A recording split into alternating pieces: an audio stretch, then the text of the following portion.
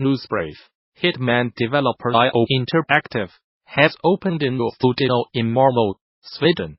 The Danish company said the decision to open IO in Malmo was a natural choice, given the region already plays home to a strong game dev community.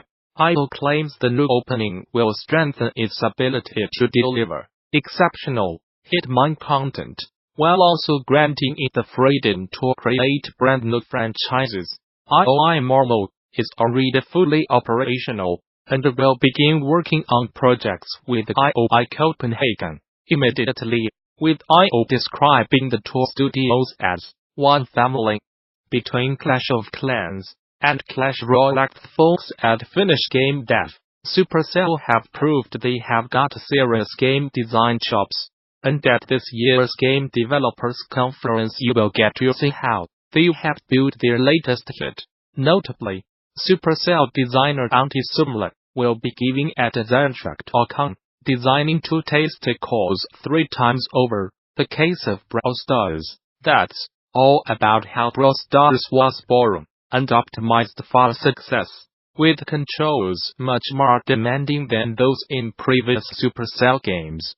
A lot of design and prototyping effort was put into making Brawl Stars as simple and as well suited for mobile touchscreen devices as possible. At the same time, a very small team, with only a handful of developers needed to design a long-term player progression system that would be a good match for the team's limited content creation capacity. After the game soft launched in June 2017, its player metrics were not quite reaching the ambitious goals.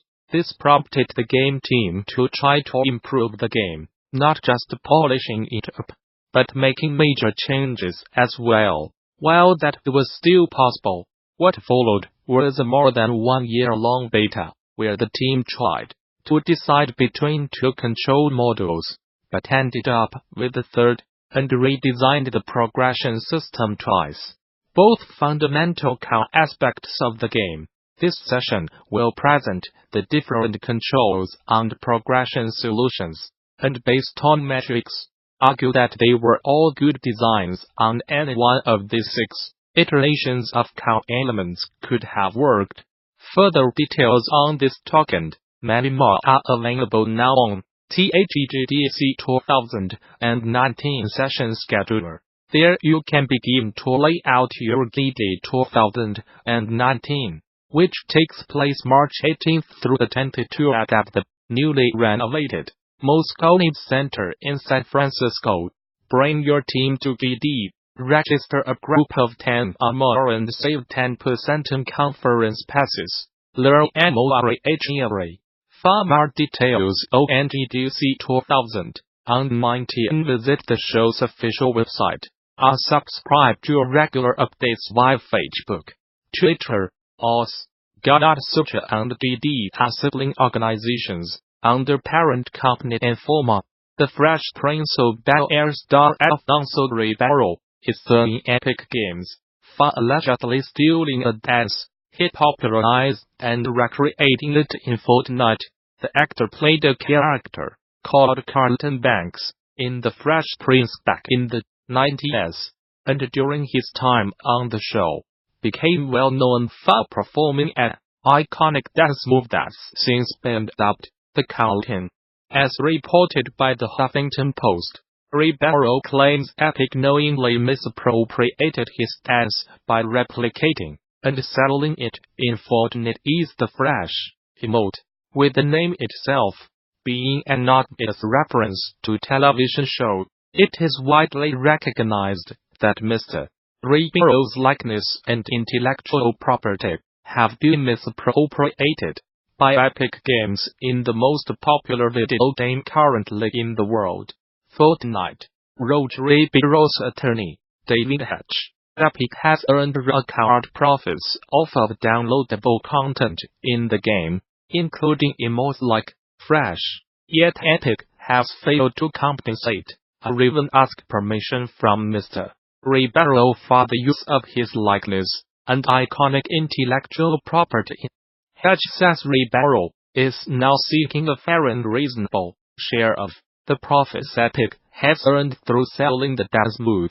The attorney is also representing another artist in a similar lawsuit against Epic, with rapper Melee also suing the studio for using his signature MIDI rock Death Smooth without permission. Meanwhile, TMZ is reporting that Russell Honing, a K.A. backpack kid, has just filed a lawsuit against Epic for stealing his iconic Death Smooth. The Floss. As it stands, Rebaro, Melee, and Honing are all attempting to claim the copyright for their respective dances. And it'll be interesting to see how the result of each suit affects Epic and other game devs using similar emotes. The year is nearly over, and as you look towards the year ahead, note the Rockstar North will be at the HGAME Developers Conference in March to share a unique vision of video game environment design and spatial cinematography. Notably, a role CKSTARNOTHS Miriam Ballard will be presenting a visual arts track talk on environment design as spatial cinematography, theory, and practice that promises some intriguing insights. Ballard will explore her notion of spatial cinematography in theory and practice using examples from TV Online DLC, pre-production to final art. She will show you how actually cinematic experience can be developed by adapting film concepts such as shots, editing and 2D screen design, as well as understanding how the player interacts with and perceives the game environment. Check out Ballard's session to learn about the effect of the 3D environment on the cinematic experience, including through movement, player attention, and spatial design. You should walk away with a tidy package of ideas and techniques that can be used during pre-production to enhance the quality of final in-game environments in your own projects. For more details on this talk, and many more, check out THEGDC 2019 session scheduler. There you can begin to lay out your DD week, which takes place March 18th through the 22nd at the newly renovated Moscone Center in San Francisco. Bring your team to DD, register a group of 10 or more and save 10% on conference passes. Learn more here. For more details on GDC 2019 visit the show's official website. Subscribe to regular updates via Facebook, Twitter, RSS. Gamasutra and DD are sibling organizations under parent company Informa.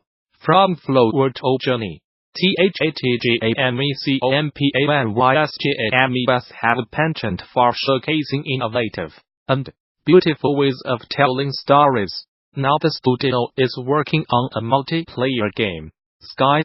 And at the 2019 Game Developers Conference you will get to see how they rebuilding its narrative structure to evoke emotion. As part of the BD 2019 Game Narrative Summit, that game company writer Danny Kahn will be presenting a talk on evolving emotional storytelling in that game company's Sky, which should help illuminate how the studio builds emotional narratives, using key examples from the development of Sky, a game anchored in connection and altruism.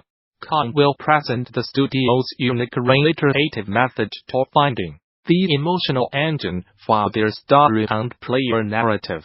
This includes a look at the studio's approach on evolving the linear structure to create multiplayer emotion, creating a world with layered, non-verbal story content, and crafting compassionate behavior within a community through beta testing narrative design. Do not skip it.